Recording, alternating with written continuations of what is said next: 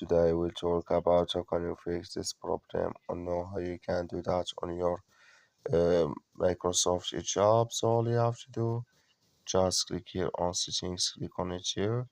When you just click here on settings, it's going to show for you list like this here.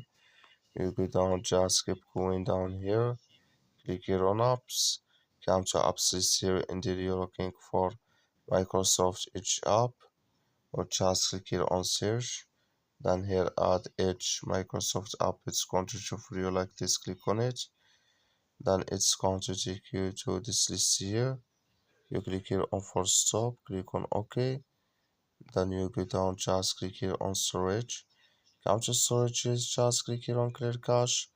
Then all you have to do, so you just uh, turn off your Wi-Fi and turn on it again, then it's going to work with you.